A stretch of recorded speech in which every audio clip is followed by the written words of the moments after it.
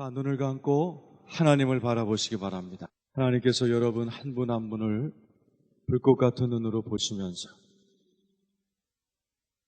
여러분의 주름진 곳, 상한 곳, 병든 곳, 눌린 곳, 병든 곳 주님께서 피시고 치료하고 새롭게 하기를 원하십니다.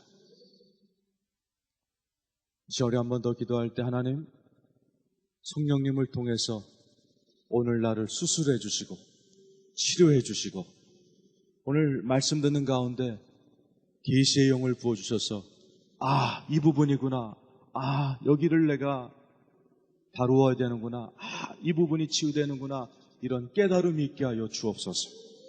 그래서 오늘 하루를 통해서 내가 더 주님 안에서 정결해지고 성결해지고 온전해질 수 있도록 하나님 축복하여 주옵소서. 우리 그렇게 1분만 더 기도하십시다. 기도하세요. 하나님 아버지, 오늘 성령님을 통하여 계시하여 주옵소서. 내 삶의 어느 부분을 주님께서 조명해 주셔서 이거로구나, 내가 이거를 내려놓아야 되는구나, 이 부분이 풀려야 되는구나. 성령님 이 시간에 역사하여 주시옵소서. 아버지 하나님, 오늘 말씀 듣는 가운데 귀신들이 드러나고 떠나게 도와주시고 하나님 몸뿐만 아니라 마음뿐만 아니라 몸도 치유되게 도와주시고 가정도 치유되게 도와주옵소서. 하나님, 이 내적 치유가 아버지 하나님 헛된 발걸음이 되지 않도록 성령님이 수술하여 주시옵시고 성령님이 역사하여 주시옵소서. 아버지 하나님, 여기에도 역사하시고 수로보내게 여인의 딸에게도 역사하신 것처럼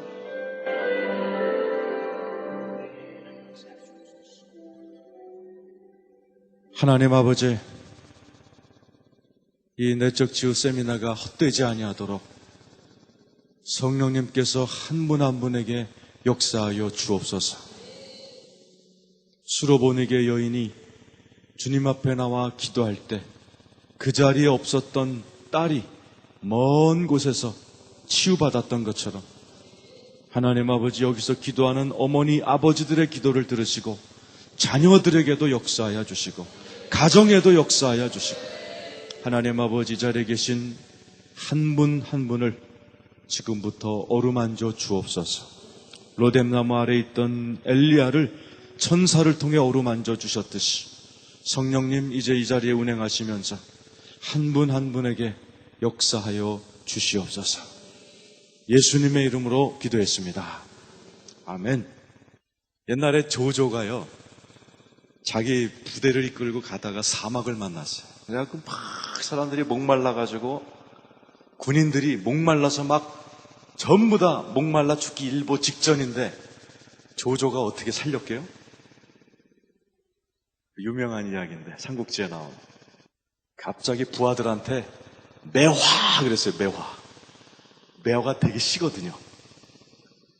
그러니까 그 매화 그러니까 막 군인들이 침을 질질 흘리기 시작했다. 그래서 사막을 이겼다 그러는. 자, 우리 한번 해볼까요? 이 사람이라는 신기해요. 뭐 이렇게 뭘 하나 상상하면 목이 말랐다가도 침이 나오고. 자, 여러분 옆 사람 도울 테니까 무슨 말 한마디 탁 던지세요. 그럼 확 시원해지게.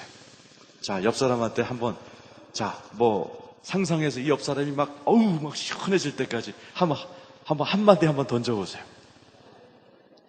한겨울 뭐 그래도 되고 한방눈 그래도 되고 폭포수 뭐 좋습니다. 우리 다 좀 시원하게 좀 누가 큰 소리도 좀 한번 해보세요. 폭포수, 또 서빙고 네? 빙산. 빙산. 시원해. 네? 폭설. 팥빙수. 이야, 아이스크림. 이 삼계탕은 뭐.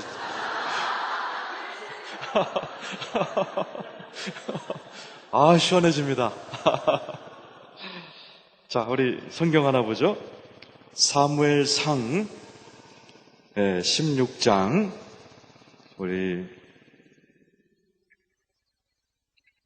14절 한번 보세요. 사무엘상 16장 14절. 자, 오늘은 이제 영적인 눌림에 대해서 우리가 말씀을 나눌 텐데, 자, 아이고 감사합니다. 사무엘상 16장 14절 같이 읽겠습니다. 시작.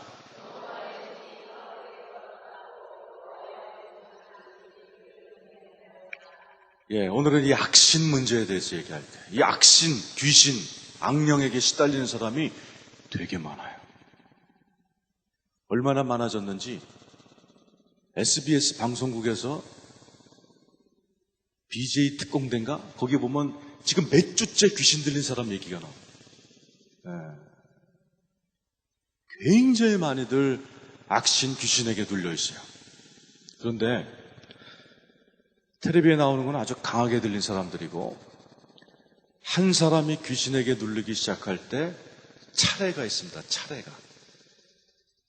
오늘 여기 보니 사울왕이 누구예요? 하나님의 인정을 받아서 왕이 됐던 사울이에요. 그런데 영적으로 병이 들어갑니다. 어떤 증상이 나와요? 번민. 네? 악신이 그를 번뇌케 한지라. 번뇌가 뭐예요? 고민하기 시작하고 머리 아프고 악몽 꾸고, 이걸 번뇌라고 해요. 가장 초기 단계의 귀신의 역사입니다. 번뇌가 생겨요. 머릿속에서 복잡한 생각, 음란한 생각, 악한 생각이 이제 속에서 막 움직이고 떠오르고 막 그렇습니다. 그걸 번뇌라고 이야기합니다. 아주 간단한 단계예요. 자, 그런데 성경에 보면 이 사울 왕이 여기서 회개하고 하나님 앞에서 돌이키고 치유를 받으면 되는데 안 그래요. 점점 병이 깊어갑니다. 자, 18장 7, 8, 9, 10절 한번 읽어보세요. 자, 7, 8, 9, 10절. 18장 7, 8, 9, 10절. 이거 유명한 얘기죠. 같이 읽겠습니다. 시작. 뛰놀며 창화하여 가로되 사울의 죽인 자는 천천히요 다윗은 만만이로다 한지라. 사울이 이 말에 불쾌하여 심히 노하여 가로되 다윗에게는 만만을 돌리고 내게는 천천만 돌리니 그에 더 얻을 것이 나라밖에 무엇이냐 하고, 그 훗날 후로 사울이 다윗을 주목하였더라. 그 이튿날 하나님의 부리신 악신이 사울에게 힘있게 내림에 그가 집 가운데서 야료하는 거로 다윗이 수금을 타는데 때에 사울의 손에 창에 있는지. 저기 보니까 조금 전에는 번뇌였어요. 근데 여기 병이 깊어져 뭐라고 써있어요? 하나님의 부리신 악신이 사울에게 힘있게 내림에 그가 집 가운데서 야료하더라. 제가 야료라는 단어가 뭔지 몰라갖고 국어사전, 민중서관에서 나온 국어사전을 탁 찾았어요. 야료 써있더라고. 뜻이 뭐냐? 야료 해놓고 지랄 그렇게 돼 있더라고. 지랄하는 겁니다. 지랄. 네? 귀신에게 눌리는 첫 번째 단계는 번뇌예요. 네? 머릿속에서 머리 좀 아프고 눌리고 예배 드릴 때 답답하고 이 속에서 일어나요. 속에서. 근데 병이 더 짚어지면 어떻게 돼요? 지랄합니다. 이게 뭐예요? 말로 막 나와요. 말로. 막 혈기 부리고 막 욕하고. 예? 이게 지랄하는 겁니다. 악한 영이 조금 강하게 들어온 거예요. 여기서 사울이 빨리 내적 치유 세미나 듣고 기도받고 회개했어야 되는데, 어쩌자고 사울이 또 아무런 조치를 취하지 않아요. 이제는 병이 더 깊어갑니다. 19장 가보세요.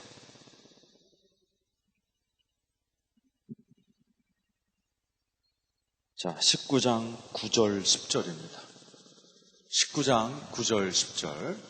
자, 같이 한번 읽어보세요. 자, 시작. 사울이 손에 단창을 가지고 그 집에 앉았을 때 여호와의 부리신 악신이 사울에게 접하였으므로 다윗이 손으로 수금을 탈 때 사울이 단창으로 벽에 박으려 하였으나 그는 사울의 창은 벽에 박힌지라 다윗이 그 밤에 도피하매.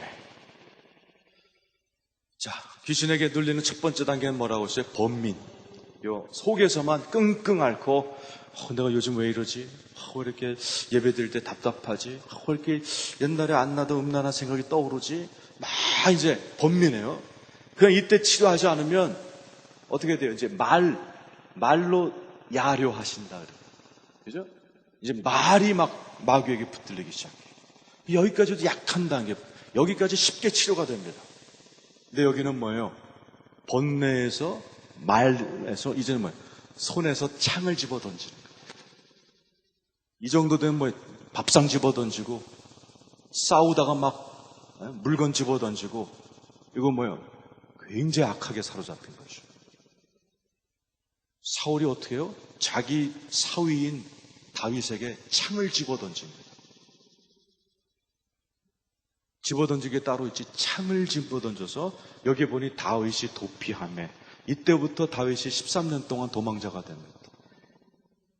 사울이 귀신에게 사로잡혀서 물건을 집어 던지는 바람에 사위 다윗과 그 밑에 미갈이죠, 딸 가정이 해체가 돼요. 가정이 해체가 되어버립니다. 완전히 장인 하나 때문에 딸의 집안이 통지박산나요. 이 귀신의 역사가요, 하루아침에 저렇게 되지 않습니다. 사울도 저러기 전에 번민하는 수준이 있었어요. 그냥 머리 정도 아프고 답답하고 거기서 빨리 치료를 받아야 돼요. 아니, 그냥 야료하고 집에서 입에서 막 나쁜 말 나오고 야료하는 수준에서만이라도 빨리 치료를 받아야 돼요. 너무 깊어져 갔어요. 창을 들어서 집어 던지는 수준에서 딸의 가정이 해체가 돼버립니다. 너무너무 심해진 거예요. 여러분 집안에 혹시 막 물건 집어 던지고 막 발길질하고 막 그래서 진짜 막 가정의 위기감을 느끼는 그런 분이 계시면 그건 마귀의 역사가 굉장히 강하게 붙어 있는 거죠. 그런데 재미있는 것은 사울이 이렇게 영적으로 병들었는데 우리 20절 같이 한번 읽어봅시다. 자, 시작.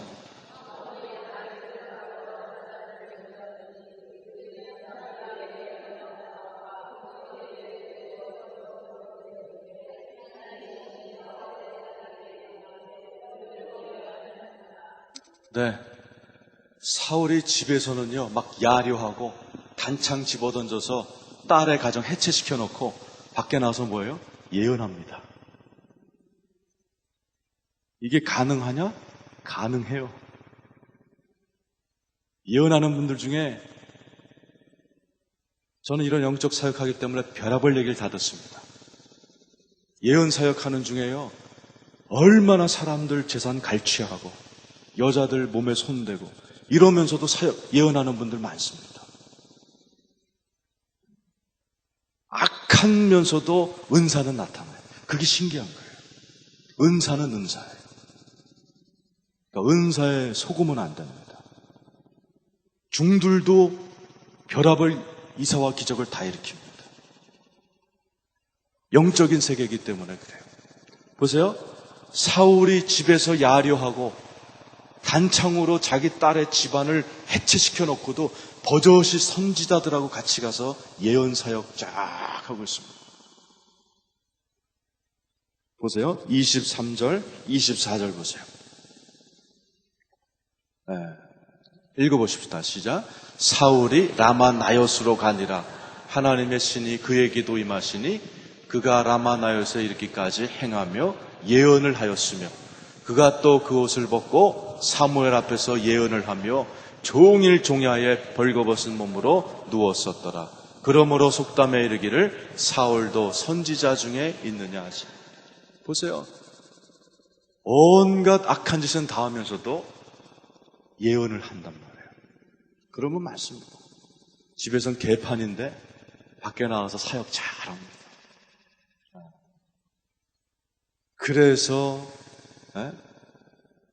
그래서 이 치유가 중요한 거예요.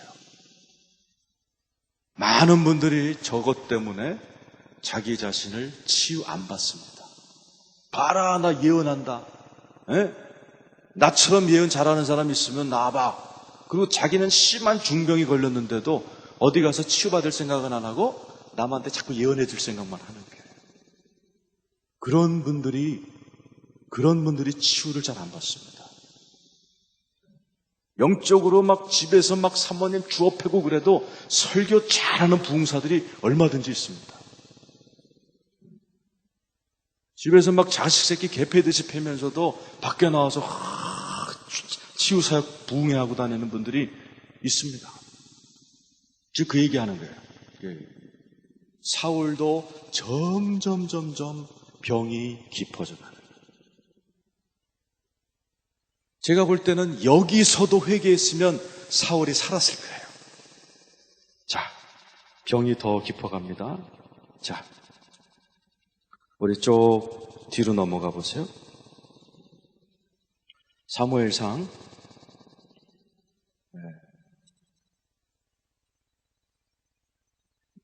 28장 6절 7절 한번 봐주세요. 사무엘상 28장 6절 7절. 네, 같이 읽겠습니다. 자, 시작.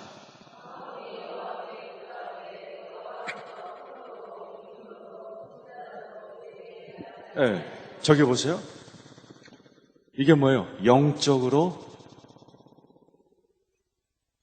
사울이 하나님한테 기도를 하는데 이제 하나님이 아무 대답을 안 하시고, 이걸 뭐라고 그래요?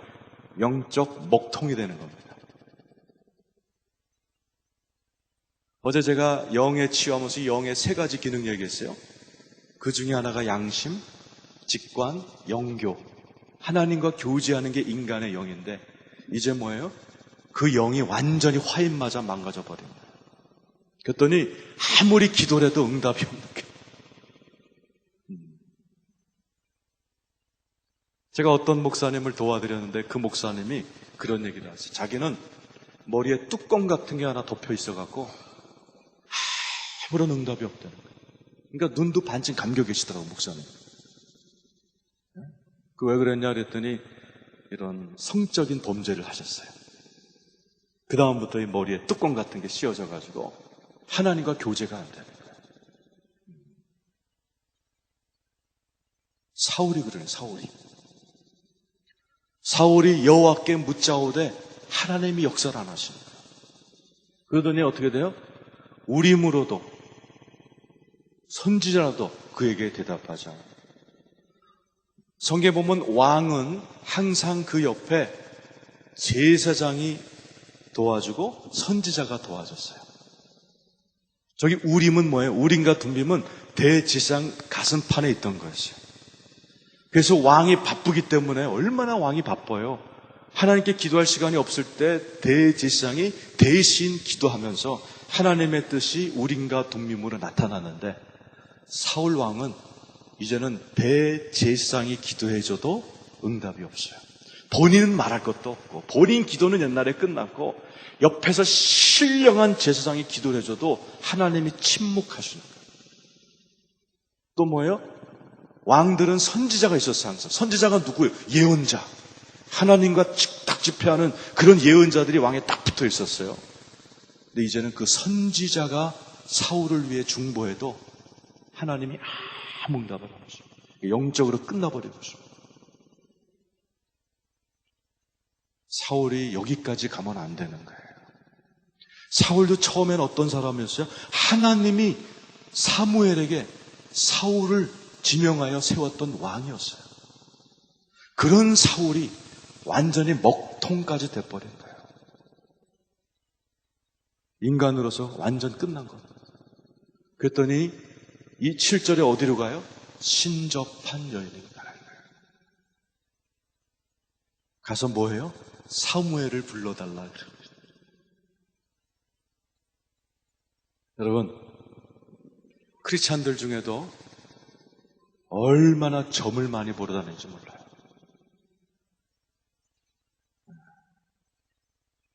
크리스찬들이 점 보러 가면 끝장납니다.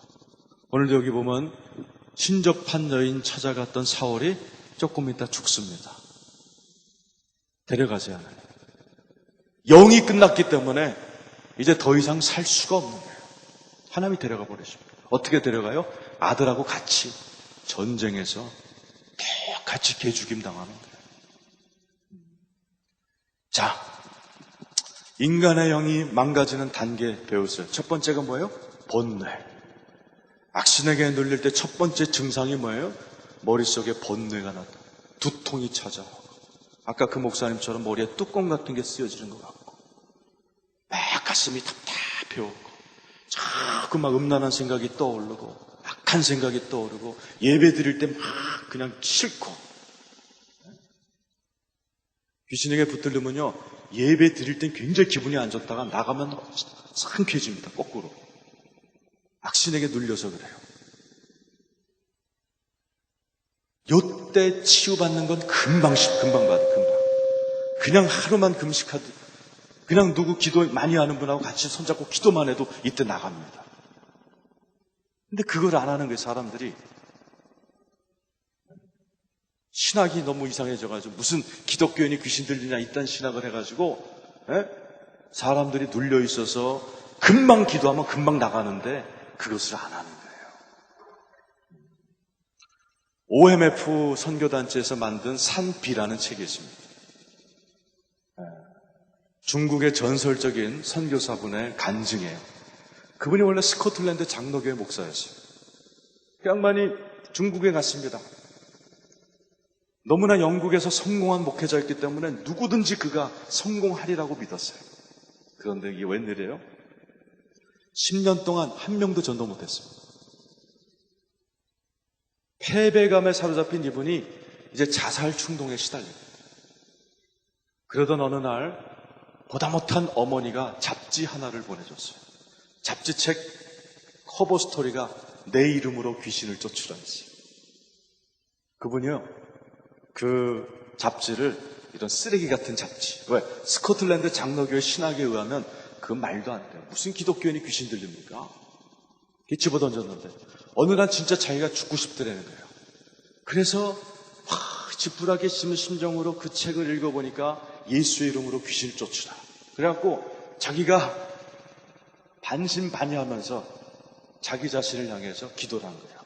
나자란 예수의 이름으로 명하노니 나를 자꾸 자살하게 하는 이 마음을 주는 게 귀신이라면 예수의 이름은 나가라! 그랬더니요, 그분이 자서전에 그렇게 썼어요. 마치 난닝구가 훌라당 벗겨지듯이 뭐가 훌라당 나가더라는 거예요. 그러고 나서 이분에게 성령이 임해서 중국의 그 도시의 90%를 예수 믿게 만들었어요.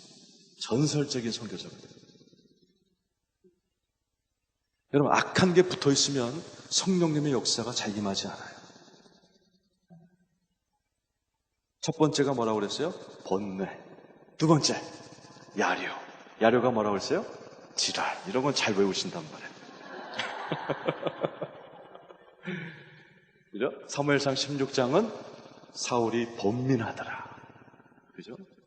사무엘상 18장에 사울이 야려하더라. 입으로 막 욕하고 악한 말을 내뱉고 막 그런 걸 야려하는 단계. 여기까지는 가벼운 단계의 귀신의 역사예요. 세 번째가 뭐라고 그랬어요? 단창을 집어던지는데. 이제는 막 액션으로 막 나타납니다. 귀신이 들려서 막 사람 주워 패고 집어던지고 파괴하고 그런 단계에 들어가 버려요. 결국 어떻게 해야 돼요? 딸의 부부를 파괴시켜 버리잖아요. 네 번째, 영적인 먹통 단계가 완전히 영적으로 먹통이 된 거예요. 다섯 번째, 죽어요. 사무엘하 31장에 사울과 두 아들이 죽습니다. 왜 그래요? 요한복음 10장 10절에 마귀가 온 것은, 도적이 온 것은 죽이고 빼앗고 멸망시키려는 것입니다. 그래서 오늘 3일째이기 때문에 어떻게 하면 우리가 이 귀신의 역사를 정리해야 돼요. 사울처럼 질질 끌어서 여러분 영적인 먹통까지 가면 큰일 납니다. 자, 귀신의 역사가 단계가 있습니다. 첫 번째가 뭐예요? 요 속에서 일어납니다. 네.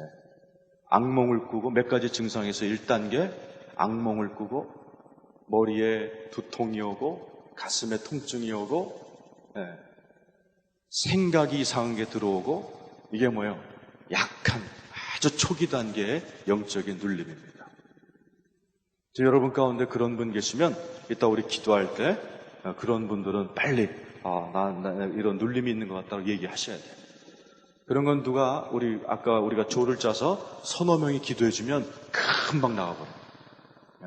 그 얘기를 안 해서 혼자 끙끙 앓기 때문에 그게 안 나가는 거지.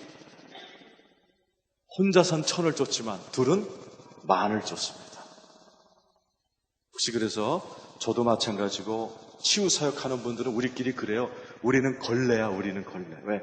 맨날 안수해서 나쁜 것들, 악한 것들 다 우리가 끌어갖고 오니까.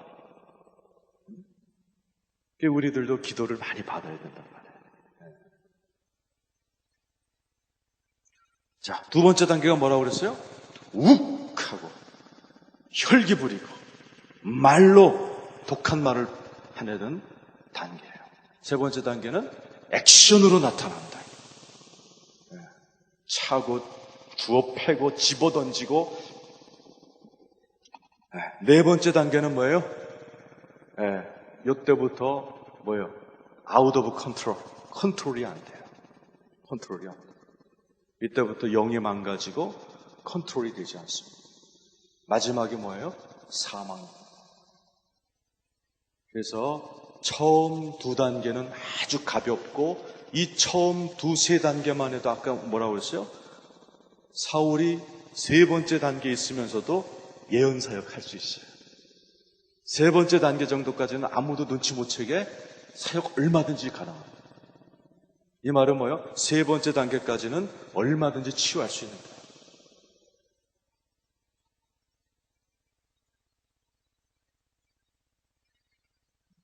여러분, 이 귀신이 왜 들어옵니까? 첫 번째가 죄의 반복이에요. 죄를 한두 번 진다고 귀신 들어오지 않습니다. 근데 반복하면 들어와요. 내가 이 교회에서 전도사를 했습니다. 저는 이제 아세연합신학대학원이라고 저기 이제 양평에 있는 그 대학원을 3년을 다니면서 밤에 이제 오면 꼭 여기서 기도하고 집에 갔어요. 어느 날 밤 11시 여기 와서 이렇게 기도를 하는데 청년 2명이서 여기서 기도를 하고 있어요. 막 울더라고, 남자애들이. 대학생 애들이 대낮에 평일 밤에 와서 기도하고 또 그것도 울면서 기도하는 건 대단한 겁니다. 그래갖고 내가 신기해가지고 이렇게 기도를 들어보고서 얘들아, 니네들 무슨 기도하니? 그랬더니 요 녀석 둘이 그때 한국에 천국 갔다 온 사람들이 많았어요. 펄시 콜레 박사부터 시작해서 근데 얘네들이 그런 집회에 갔다 온 거예요. 가가지고 보니까 강사가 그랬대요. 천국에 갔더니 올 줄 알았던 사람들이 없더라는 거예요. 그러면서 하나님이 네가 영원히 살 집을 보여주겠다 그랬는데 개집을 보여줘요. 강아지 집. 얘네들이 그런 간증을 듣고 왔고요. 지들은 천국 못 갈 것 같아갖고 지금 회개하고 앉아있는 거예요. 얼마나 귀여워요. 그래갖고 내가 그 중에 한 명을 여기서 이 자리에서 이게 안수를 탁 해줬어요. 그랬더니 이 녀석이요, 입에서 거품이 확 뿜어져 나가면서 그냥 쓰러져 버리더라고요. 저는 그런 체험이 많았기 때문에 거기 이제 권사님들이 많이 계셨어요. 놀라시더라고요. 그래서 하나님이 만지는 거니까 가만히 계십시오. 그리고 계속 기도해 주시고 이 아이가 깨면은 사무실로 보내세요. 그리고 이제 사무실에 앉아 있었습니다. 1시간쯤 지나서 이 아이가 들어오는 거예요. 얘가 들어오는데 나를 보더니 이제 무슨 말을 하려고 입을 열었어요. 근데 한국말을 못하고 방언만 하는 거예요. 아라라라 바사타라바 아라라라바바바. 그러더니 자기도 답답한지 이거 이러더니 나가서요, 이런 종이를 5장에다 편지를 써갖고 왔어요. 쫙 읽어보니까 얘가 회개 기도 씁니다. 뭐라고 썼냐면 이 녀석이 전도사님, 저는 나쁜 습관이 있었습니다. 그게 지금 17년 전 얘기예요. 이 녀석이 나쁜 습관인데 그게 뭐냐? 지하철에서 여자 몸 만지는 습관인 거예요. 자기가 이것을 끊어보려고 별짓을 다 했대요. 그런데 지하철만 타면 이쁜 여자 뒤에 가서 몸을 자꾸 만지는 거예요. 권사 아들이고 대학부 회장이었어요. 자기가 천국 갔다 온 사람 간증을 듣고 나 같은 놈은 지옥 가게다 싶어갖고 막 회개할 때 내가 기도를 해준 거예요. 근데 자기가 기도를 받을 때 입에서 거품이 나가면서 귀신이 난 나간다 그러면서 나가더라는 거예요. 그러면서 회개 편지를 쫙 써갖고 왔어요. 그래서 제가 이제 축복기도 해주고, 근데 한국말로 안 돌아와 이게 방언만 터지고, 그래갖고 집에 전화를 해줬어요. 어머니 권사님한테 지하철 어쩌고 저쩌고 얘기할 수가 없잖아요, 권사님한테. 그래서 교회 일 때문에 내가 데리고 있겠다. 그랬더니요, 새벽 기도가 시작된 한 5시쯤 되니까 말이 풀려서 한국말이 나오더라고요. 귀신이 왜 들어가요? 죄를 반복할 때 들어가요. 자꾸 음란한 짓을 하니까 음란의 귀신이 들어가 버리는 거죠. 자꾸 혈기를 내면 혈기의 영이 들어와요. 죄를 한두 번 진다고 들어오지는 않습니다. 그러나 죄를 반복할 때에 그런 역사들이 일어날 수가 있어요. 귀신이 들어오는 또 다른 경로가 있습니다. 두 번째 경로는 병든 상처와 감정을 통해서 들어와요. 우리 스태프들이 책을 좀 소개해달라고 그랬어요. 책을 하나 소개시켜드립니다. 데이빗 시멘즈 목사님 쓰신 상한 감정의 치유라는 책이 제일 좋아요. 제일 기초적이고 또 침례교 목사님이 썼기 때문에 굉장히 말씀 중심적이고 그래요. 근데 그 목사님이 인도 선교사입니다. 이 양반이 점잖은 침례교 목사인데 인도에서 치유 사역을 하다 보니까 귀신을 많이 쫓은 거예요. 한 2,000명에게서 귀신을 쫓고 나서 이분이 책을 썼는데 귀신 들린 사람에게는 보통 7가지 감정 중에 하나가 있더라. 제가 불러드릴 테니까 좀 써놓으시면 도움 될 거예요.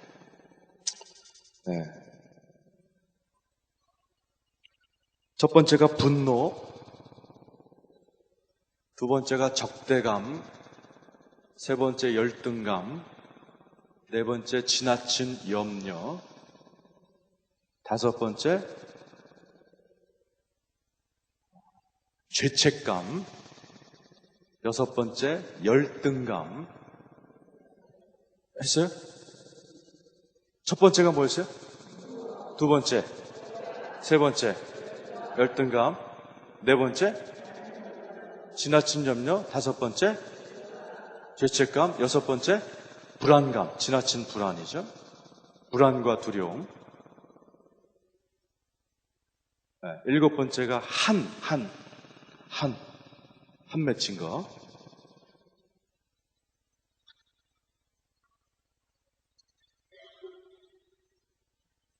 귀신은 밝고 환한 사람에게 들어오지 않습니다. 귀신이 들어왔다가도 아이고 잘못 찾아왔거나 그러고 금방 나갑니다. 귀신은 비슷한 사람한테 들어와요. 어둡고 침침하고 화내고 혈기 부리고 어두운 그런 곳에 집을 잘 짓습니다. 그래서 평생 귀신한테 안 시달리려면 어떻게 해야 돼요? 귀신이 싫어하는 성품을 가져야 돼요. 사랑과 희락과 화평과 빛과 밝음과.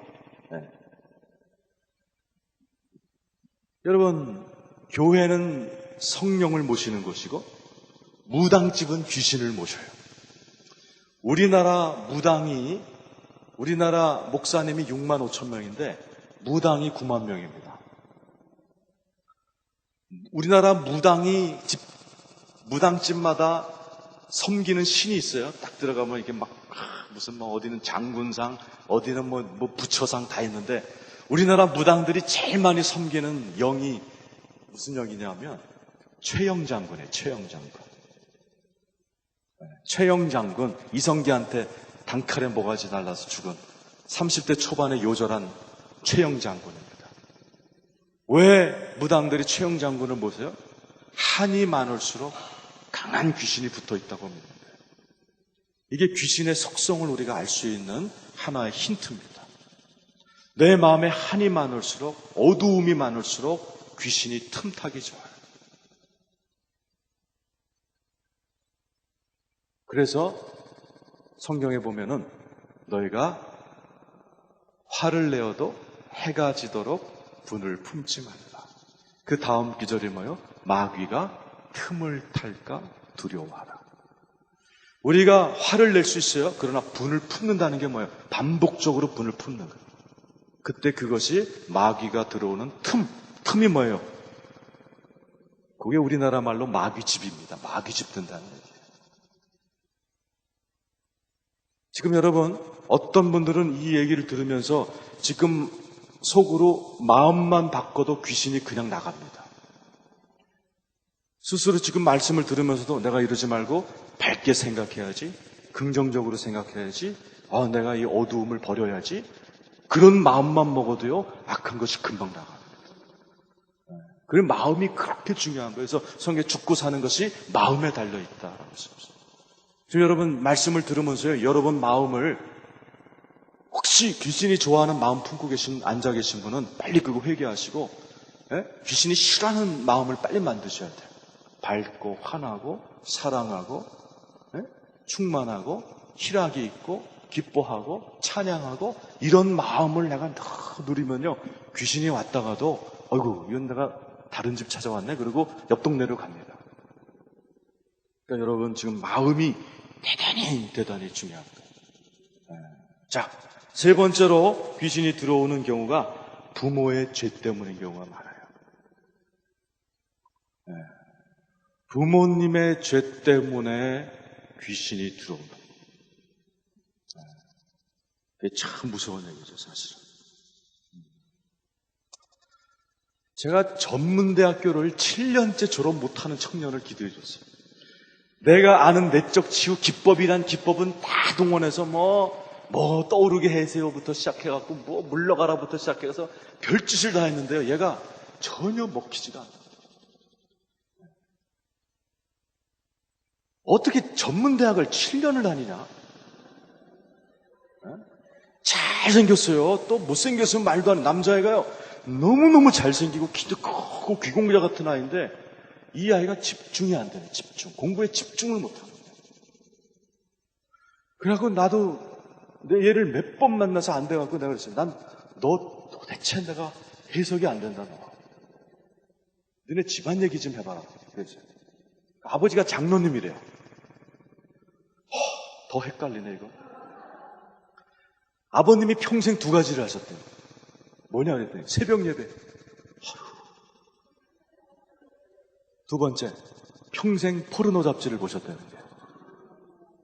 그것 때문에 어머니가 권사님인데 늘 싸운다는 거예요. 아버지 신학은 뭐냐? 이 장로님의 신학은 하나님이 창조한 여성의 몸을 보는 게 뭐가 죄냐? 이러신대요. 자기는 어려서부터요, 막 널려져 있는 포르노를 묵상하면서 자랐대요. 여러분, 여기 가까운 신경정신과 들어가서 물어보세요. 포르노를 보면 뭐가 망가지나? 집중력이 망가집니다. 그래서 한창 공부해야 되는 중고등학생들한테 야동이 그 마귀의 세력이에요. 그거 넉넉히 보고 앉아있으면요, 뭐가 망가지냐? 집중력이 망가져서 그 아이들은 탁월한 애들기는 그 나이 때부터 망가져 버린 거예요. 그 나이 때부터 이제 글러버린 거예요. 이 집중력이 안 되면 아무것도 못하는 거예요. 그거. 사단이 그걸 알고 그 나이에 그 야동을 쫙 뿌려버려요. 훨씬 똑똑할 수 있고 훨씬 인생을 화려하게 살 수 있는 아이들이요, 그 야동에 딱 걸려가지고 요 기능이 망가져버려요. 그것도 모르고 이게 쳐다보고 앉아요. 여러분, 여러 가지 죄로 들어옵니다. 제가 워싱턴에 가서 집회를 했는데 어떤 분이 우리 집에 신방진 가잖아요. 담임 목사님도 가래. 왜 가요? 그랬더니 얘기는 안 하셔. 가는 길에 이 아버지 어머니가 아무 말을 안 하세요. 왜? 아니, 뭔데 신방 가요? 그랬더니요. 한참을 운전하시다가 그 엄마가 입을 딱 대시는 거예요. 우리 아들이 고1인데요. 자꾸 우리를 때려요. 아버지 어머니가 매 맞고 사는 거예요. 어이구, 가면서 얼마나 내가 겁이 나는지. 가면 나도 주워 터지면 어떡하나, 이거. 그래갖고 막 그냥 대적기도 하고 이제 딱 집에 갔습니다. 갔더니 막 움푹움푹 막 주먹 자국이 있는 거예요. 큰일 났다. 이제 막 이따 많은 놈이 나와서 그냥 혈기 부리면 난 끝장난다. 이거. 그러고 있는데 아들 놈이 나오는데요. 키가 160도 안 돼. 삐쩍 마른 놈이 나온 거예요. 아이고, 얼마나 내 자신감이 생기는지. 앉아라. 혈기 빛이나 떠나가라. 막 별짓을 다 했어요. 1시간을 했는데 끔찍도 안 해, 끔찍도 안 해. 나 그냥 기도하다가 그래갖고 안 되겠어요. 그래갖고 이런 아이들은 방법을 달래야 돼. 집안 식구들 다 집합시켰어요. 마루에. 이 아이가 주먹질할 때 이 집에 이 애랑 똑같이 주먹질하는 사람 나오라고 그랬어요. 엄마가 전대로. 당신은 누구한테 닮았으니까 친정 아버지한테 똑같다는 대물림 될 거거든요. 그래서 제가 아들한테 기도를 안 하고 어머니에게 손을 대고 기도를 했어요. 혈기야 떠나가라. 그랬더니 그냥 막 비명을 지르면서 나가 떨어지더라고요. 그러더니 그 집안의 문제가 해결돼 버린 거예요. 그 다음 날부터 막 그 집 식구들이 다 저 끝날 때까지 밥을 헤매겼어요. 지금 오늘 귀신에게 눌리는 4단계를 얘기했어요. 첫 번째는 범민이에요. 여러분 가운데 요 속에서 역사하는 겁니다. 음란한 생각들, 악몽 자꾸 꾸고 답답하고 요거 걸린 분들은 금방 치료가 돼요. 두 번째 단계가 뭐예요? 야려한다. 말로 막 악한 말이 나오고 독한 말이 나오고. 세 번째 단계가 집어 던진다 그랬어요. 네 번째 단계가 영적인 먹통이 되는 거죠. 세 번째 단계까지만 해도 얼마든지 치료받을 수 있어요. 어떻게 치료받아요? 자, 여러분 여기서 꼭 알아야 될 것이 귀신병과 정신병의 차이예요. 이건 꼭 알아야 돼요. 여러분 주변에도 요게 헷갈리는 분이 있습니다. 귀신병과 사람이 약간 이상하다. 세 가지 중에 하나예요. 첫 번째가 정신병입니다. 정신병은 원인이 뭐예요? 뇌세포와 또 온몸에 있는 신경의 마비로 오는 거예요. 이것은 어떻게 치료합니까? 조금 이따 알려 드릴 테고, 두 번째 가능성은 뭐예요? 정서병입니다. 건강한데 너무 스트레스 받아서 우울증이 생기고, 사람이 막 분노에 떨고, 그걸 정서병이라고 해요. 세 번째가 뭐예요? 귀신에게 눌린 경우예요. 요 세 가지가 사람들이 약간 이상해지는 것이에요. 그런데 요 세 가지를 잘 분별해야 사람들을 도와줄 수 있습니다. 여러분, 절대로 내적 치유 어디 여기저기 배웠다고 그래갖고요. 아무나 여러분이 고칠 수 있는 거 아니에요. 여러분 한계를 정확히 아셔야 돼요. 여러분이 절대로 여기 정신과 의사가 아니고서는 절대로 손대면 안 되는 게 정신병자들이에요. 정신병자와 귀신병자는 질문 2개만 하면 금방 알아요. 첫 번째, 우리가 물어봐야 될 것이 뭐냐? 여러분 앞에 사람을 데리고 왔어요. 목사님, 집사님, 이 아이 좀 고쳐주세요. 그럴 때 여러분이 아무나 붙들고 기도하면 큰일 나요.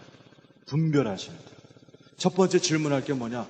언제부터 이러셨어요? 이렇게 물어봐야 돼요. 정신병은 어려서부터 천천히 진행됩니다. 정신병은 천천히 진행되는 겁니다.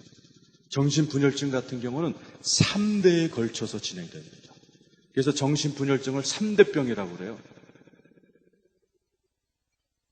정신분열증이 있는 사람들 보면 그 부모님도 약간 정서적으로 불안합니다. 다 그런 건 아니에요. 그 할머니도 불안합니다. 3대를 고쳐야 돼요. 그래서 제가 미국에서 목회할 때 우리 교회에 정신분열증 여학생이 와 있었어요. 걔는 미국에서 중학교 때요, 클린턴 대통령상까지 받은 똑똑한 애였는데 고1 때 교실에서 발작을 하고 나서부터 이 아이가 분열증 환자가 돼버린 거예요. 그 아이가 막 이 교회 저 교회 다녀 쫓겨나가지고 우리 교회에 왔어요. 우리 교회에서 그 아이를 돌봐줄 때 제가 목요일마다 어머니, 할머니 3명, 여자 3명 앉혀놓고 제가 기도해주고 상담해주고 성경 가르쳐주고 그랬다. 그러니까 할머니도 정서적으로 불안해요. 어머니도 좀 히스테리가 있어요. 3대에 걸쳐서 할머니도 이상하고 어머니도 이상하고 그때 손녀딸에게 퍽 터지는, 이게 전형적인 분열증이에요. 귀신병은요, 언제부터 이랬어요? 그러면 어느 날 갑자기 그랬어요. 그래요. 그건 귀신병이에요. 자, 옆 사람한테 물어보세요. 언제부터 그러셨어요? 한번 좀 여쭤보세요. 아니, 왜 웃으세요? 언제부터 그랬는데? 수업 중인데 다시 한번 여쭤보세요. 언제부터 좀 그러셨어요?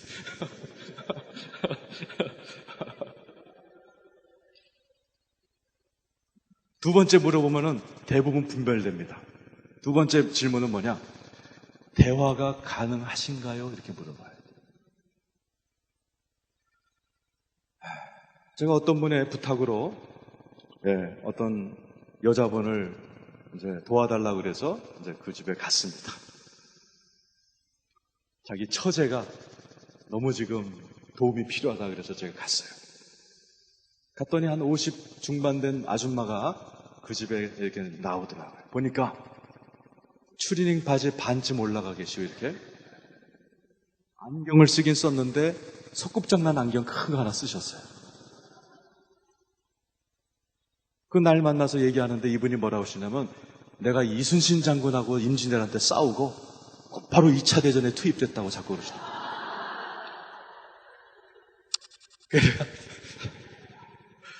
죄송합니다.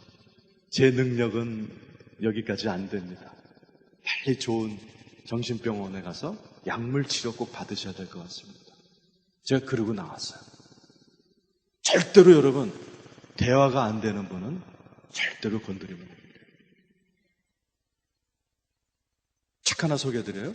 김진 박사가 쓴 정신분열증과 귀신 들림에 대하여 나누고 싶은 말이라는 책이 있어요. 이분은 서울대 의대를 나오고 미국의 칼빈 신학교를 나온 의학과 신학을 겸비한 분입니다. 김진 박사의 귀신 들림과 정신분열증에 대하여 나누고 싶은 이야기. 저하고 이분하고 롯데호텔에서 8시간을 논쟁을 했어요. 그분은 자꾸 귀신이 없다고 그러고 나는 내가 봤다, 있다 그러고. 그래서 막 8시간 동안 논쟁을 하는데 그 자리 가운데에 누가 있었냐? 카이스트 연구원이 하나 있었어요. 그분이 양심 선언을 했어요. 자기가 귀신 들린 적이 있다. 그래서 그 책 뒷부분에 보면 그 카이스트 연구원 간증이 실려 있습니다. 분열증과 귀신 들림이 비슷한데 달라요. 그 김진 박사가 하는 얘기가 너무너무 목사들이 무식하다는 거예요. 내 앞에서. 왜냐하면 자기 병원에 정신병 걸려서 온 애들이 굉장히 많이 오는데 이 아이들이 초기에만 치료받아도 금방 회복된다는 거예요. 근데 이런 아이들을 대부분 목사와 장로들이 기도원으로 여기로 끌고 다니면서 병을 잔뜩 키워갖고 데려왔을 때는 만성질환자가 되었다. 자기는 그때마다 분노가 난다는, 이 무식한 목사들아, 이 무식한 장로들아. 내가 그래서 그건 맞다 그랬어요. 그건 맞다. 나도 그런 꼴을 얼마나 많이 보는지 몰라요. 믿음도 없던 어머니가 딸 자식이 막 발작을 하면요, 그때부터 똥꼬집 같은 믿음이 생겨갖고 자꾸 기도원으로만 끌고 간다. 안 돼요. 내가 내일 얘기하겠지만은 정신병 걸린 사람은 세 가지 삼각형 안에 들어가야 돼요. 첫 번째는 뭐예요?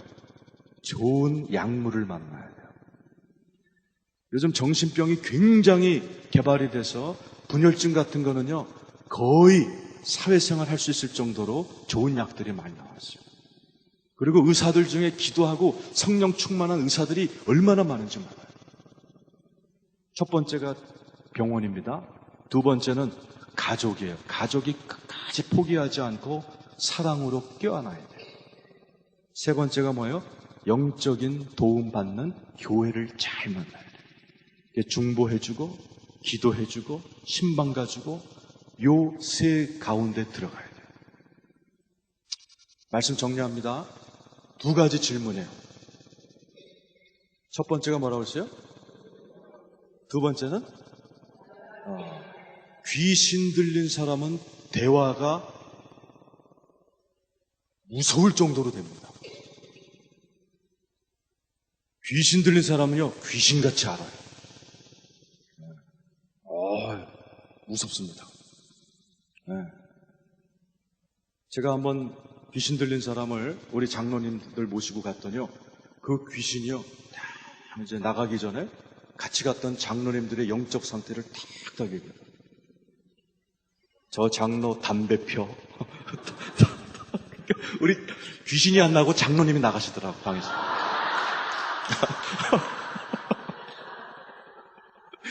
귀신같이 알아요, 귀신같이. 네? 대화가 무서울 정도로 잘 됩니다. 자, 옆 사람한테 물어보세요. 대화가 가능하십니까? 한번.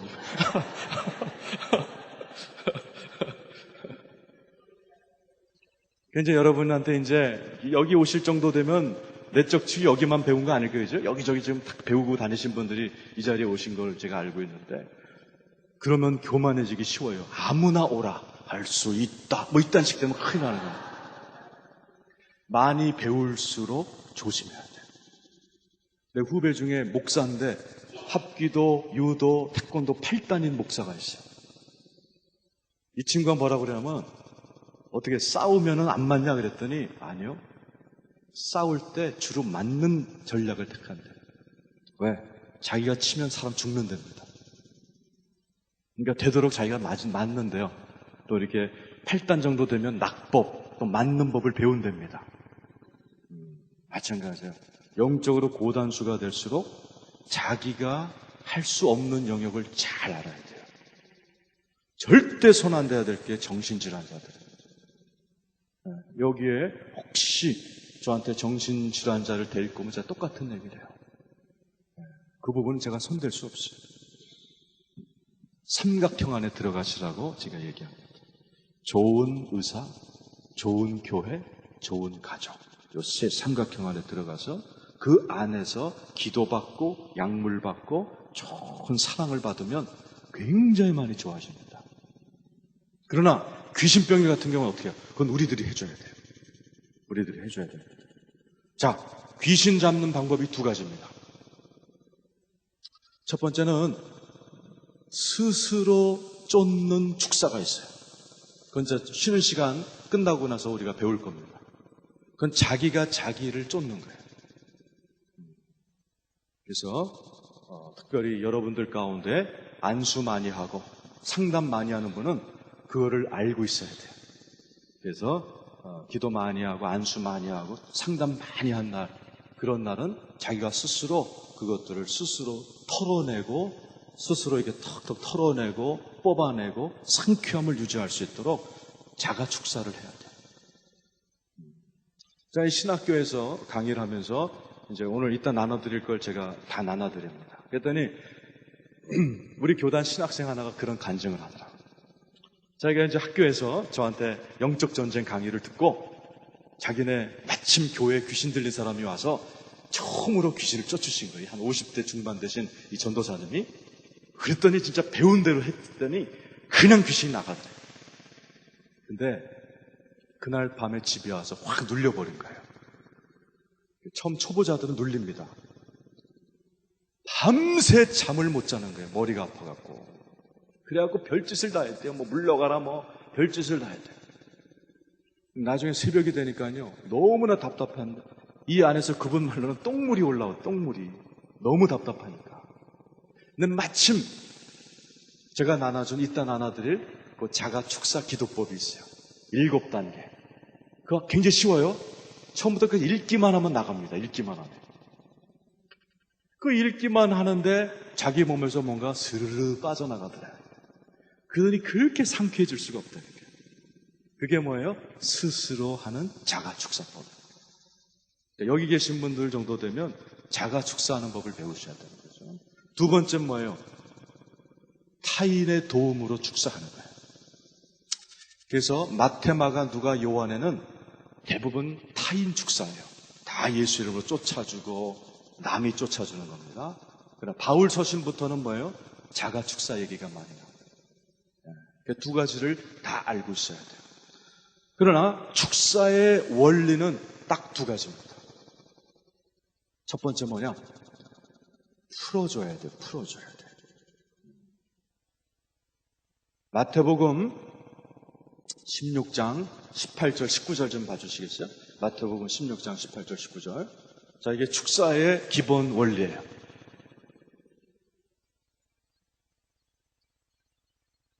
자, 이제 여러분 앞에 집사님, 좀 도와주세요 하고 왔어요. 그럼 처음에 뭐 하라고 그랬어요? 분별하라고 그랬죠? 자, 옆 사람한테 두 가지 질문 한번 해보세요.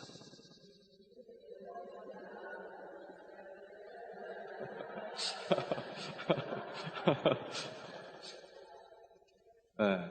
근데 막 이 앞 사람이 자꾸 임진왜란 갔다 왔다고 그러면 어떻게 해야 돼요? 그럼 빨리 전화번호 드리고 내보내야 돼요. 네? 그러니까 여러분 지갑에 여러분 동네에 있는 신경정신병원, 대학병원 정신과, 요즘은 구청마다 정신과가 있어요. 도우미들이 있습니다. 그 전화번호 3개는 갖고 계셔야지 여러분이 도움이 돼요.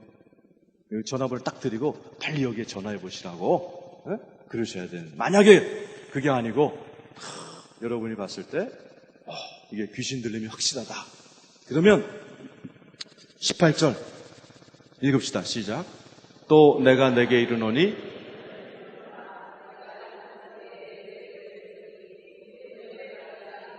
자, 음부의 권세가 이기지 못하리라. 비결이 뭐예요? 19절에 19절 읽어보세요. 시작.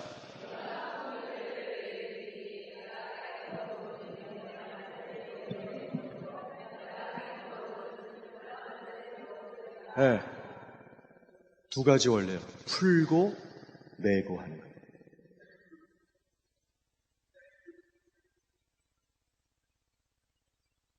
귀신이 괴롭힐 때 제일 먼저 해야 되는 게 뭐냐?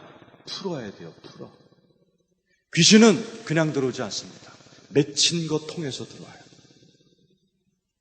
귀신 잡는 방법이 쥐 잡는 방법이랑 똑같습니다. 쥐 잡는 방법이 두 가지예요. 첫 번째, 몽둥이 들고 있다가 쥐가 나타나면 마구 휘두르는 방법이 하나 있습니다. 두 번째는 쥐가 왜 오냐? 집안에 쓰레기가 많아서 온다. 날 잡아서 대청소해서 쓰레기 싹 갖다 버리면 쥐가 안 오는 방법이 있어요. 어느 방법이 좋아요? 대청소하는 거지. 그게 뭐야? 풀어주는 거예요. 회개로 풀어주고 내적 치유로 풀어주고.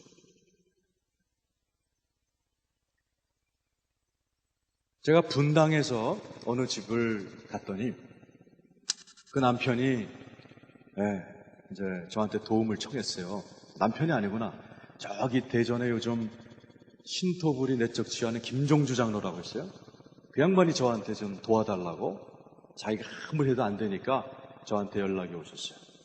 그래갖고 이제 그 김종주 장로님과 같이 그 장로님 교인 집에 들어갔습니다. 그 남편을 만나서 무슨 문제냐 그랬더니 부인이 2년 전부터 귀신이 들려갖고 발작만 하면 식칼을 휘두른다는 거예요. 그래서 제가 그 집에 딱 들어갔더니요, 온 집이 칼자국이더라고요. 야, 그래서 이렇게 앉아있는데 부인이 나와요. 근데 부인이요, 너무너무 부드럽게 생겼어요. 안경 이렇게 끼고 삐쩍 마르고 전혀 칼잡이 같이 생기지 않았는데 칼잡이. 걔네가 지금 앉으시라고. 그리고 다른 사람이 있는 게 좋겠냐 없는 게 좋겠냐 했더니 없었으면 좋겠다. 다 나가시라고 그러고 그 의자에 둘이 앉았어요. 자, 먼저 뭐 해줘야 돼요? 풀어줘야 돼요. 그래서 제가 물어봤어요. 언제부터 그러셨습니까? 2년 전부터. 대화는 가능하십니까? 그럼 어떻게 해야 돼? 이제 풀어줘야 돼, 풀어줘야 돼. 어떻게 풀어줘요? 여태까지 배웠잖아요. 따라서 한번 보세요. 하나님, 상처가 있다면 떠오르게 하시고, 죄가 있으면 생각나게 하십시오. 그랬더니요, 아무것도 안 떠오른대요. 그럼 어떻게 해야 돼요? 또 해야지 뭐. 3번을 하니까 이분이, 목사님, 지금 목사님과 기도하는데 중학교 때 기억이 떠오르는데 이거는 아무한테도 평생 우리 엄마한테도 얘기 안 했다. 뭐예요? 그랬더니 자기가 중2 때 영어 선생님한테 뒷산에서 강간을 당했다는 거예요. 아무한테도 얘기 안 했다. 그 내성적인 여자가요, 그거에 대한 분노가 쌓이고 쌓여 있을 때 마귀가 붙들어 버려요. 그래서 제가 그걸 풀어드렸어요. 어떻게 풀어드려요? 네. 토하는 기도 시켜야지 먼저. 그래갖고 토하는 기도가 여러 가지가 있어요. 쥐야 소련말, 이 스키, 나쁜 스키. 기질적으로 소련말 잘하는 분들이 있는데 그걸 못하는 얌전한 분이 있습니다. 그런 분은 어떻게 해줘야 되냐면 내가 그 영어 선생이라고 얘기하고 하고 싶은 말 좀 해보세요 그랬어요. 그랬더니요, 진짜 막 나한테 막 20, 30년 쌓인 걸 나한테 막 토해내는 거예요. 당신이 선생이야! 뭐 이러면서요. 더 하십시오. 다 풀어내야 돼요. 다 풀어내셔야 돼요. 다 풀어내셨을 때 제가 두 번째 뭐예요? 매기. 어떻게 했어요? 내가 그 여자분을 향하여 크게도 안 했어요. 요렇게 했어요. 예수 이름으로 명하노니. 가만히 있어요. 예수 이름으로 명하노니 붙들고 있는 귀신아 싹 떠나가라. 그래도 이 여자가 의자에 있다가 이렇게 쓰러지더라고요. 그러더니 5분 있다가 일어났는데 눈이 돌아왔어요. 그러더니 목사님 시커먼 터널에서 나온 것 같다는 거예요. 그래서 나가서 밥을 지었어요. 밥을. 이 여자가 저녁 밥상을 차리는데 그 남편이 저한테 이런 얘기예요. 목사님, 제가 2년 만에 이 여자가 해주는 밥을 먹습니다. 밥을 먹는데 그 여자가 오더니요, 자기 남편 얼굴을 막 만지더니 어머 왜 이렇게 상했어? 지가 그래놓고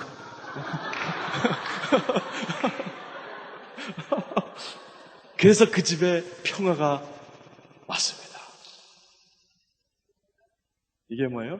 가장 교과서적인 축사 사역이에요. 자, 제가 말씀드립니다. 지금 여러분 가운데 귀신에게 시달리는 단계가 있어서 그랬어요.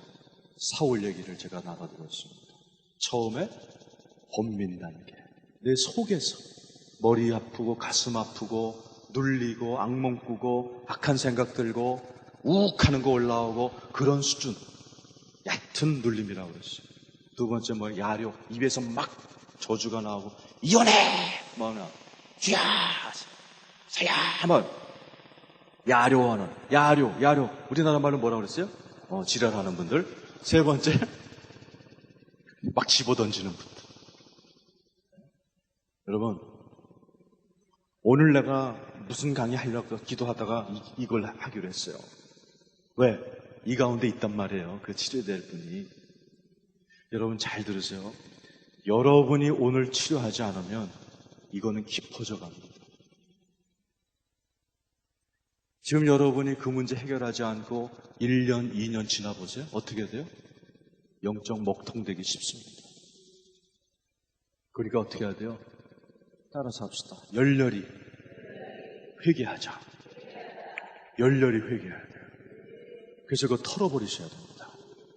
하나님, 오늘 듣고 보니 내가 이렇게 눌려있는 거 늘 그러려니 그랬는데 그러려니 하면 큰일 나겠습니다. 빨리 빨리 이거 해결해 주십시오. 그래서 오늘 우리가 두 가지 축사가 있다고 했어요. 스스로 하는 축사, 또 남의 도움을 받는 축사. 그렇죠? 내일은 또 하나 더 할 거고, 오늘 밤에 또 하나 더 할 건데, 그건 교회의 도움을 받아야 돼요. 그건 집안의 역사하는 문제일 경우에 그렇습니다. 자, 다 눈을 감으십시오. 다 눈을 감으시고, 제가 귀신이 언제 역사한다고 그랬어요? 네. 자, 죄를 반복할 때, 상처가 있을 때 귀신이 들어온다 그랬습니다.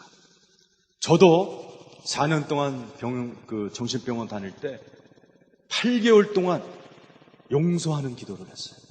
풀었어요. 그때 8개월 만에 내 가슴에서 귀신 2개가 빠져나가더라고요.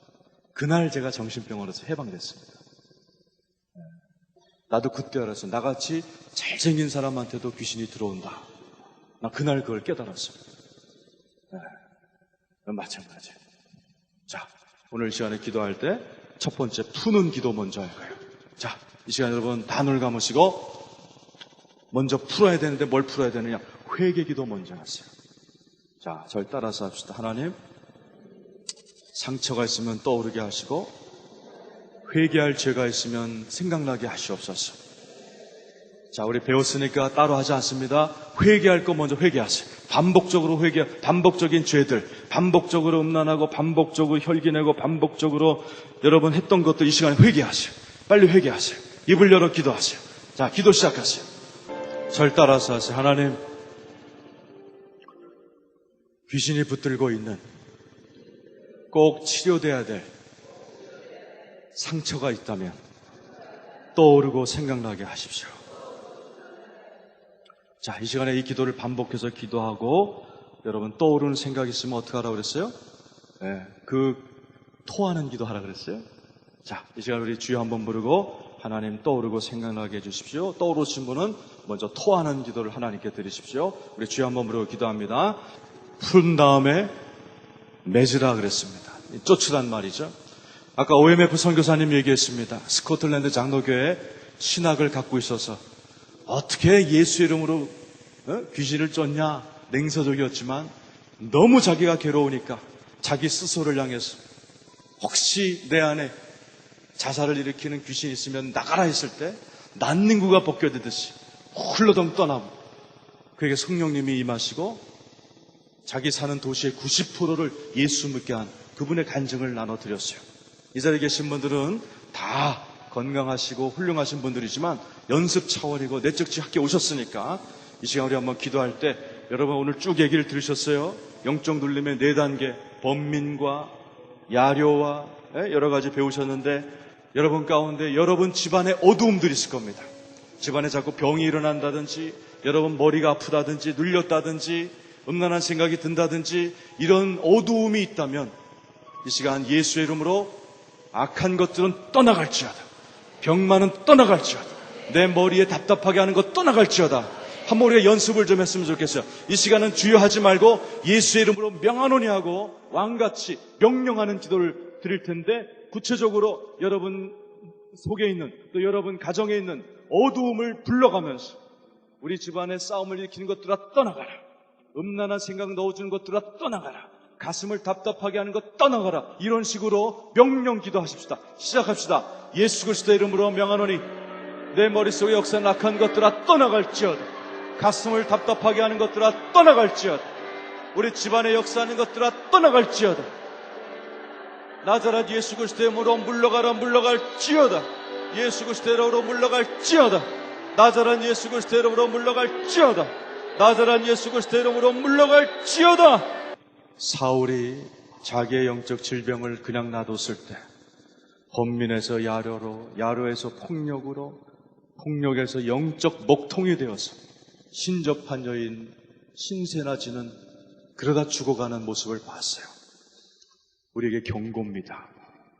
지금 여러분이 갖고 있는 영적인 답답함, 여러분이 어떤 단계의 문제를 갖고 있는지 알 수 없지만 여러분 그냥 그거 그대로 놔두는 거 아닙니다. 여러분이 그 문제를 갖고 해결하지 않고 그 영적인 눌림을 해결하지 않고 그렇게 1년, 2년, 3년 지나보세요. 큰일 납니다. 안 돼요.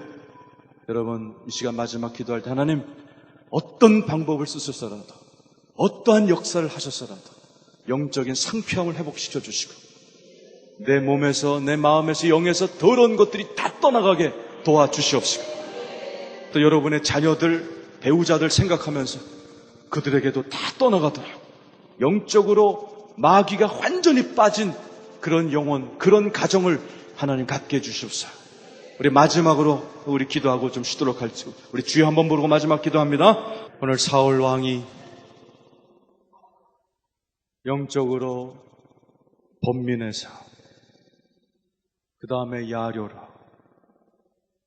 그 다음에 영적인 목통으로, 영적인 병이 점점 깊이 들어가는데 본인도 모르고 그 문제에 있는 채로 예언하고 그 문제에 있는 채로 왕노릇하느라 바쁘게 지내느라 결국에는 사망에 이르는 것을 보았습니다. 이게 우리의 모습이 아닌지요? 바쁘고 하나님 일한다고 바쁘게 지내느라고 점점 병들어가는 우리의 영적인 문제를 방치하고 있지는 않은지, 하나님 이 자리에 계신 어떤 문제를 할지라도 그냥 놔두지 마시고 깨끗하게 치유하여 주옵소서. 번민하는 영혼이 상쾌하게 도와주시옵소서. 야려하는 입술이 찬양하는 입술로 뒤바뀌게 도와주시고, 영적 목통됐던 상태가 영적으로 하늘과 뻥 뚫리는 역사가 일어나게 도와주시옵소서. 내일까지 어떤 수단, 어떤 방법을 동원해서라도 성령께서 우리를 자유케 하여 주시옵소서. 이제 잠시 후에 쉬고 우리가 자가 축사 또 타인의 축사를 경험할 때에 성령님의 놀라운 역사가 있게 해 주시옵소서. 예수님의 이름으로 기도했습니다.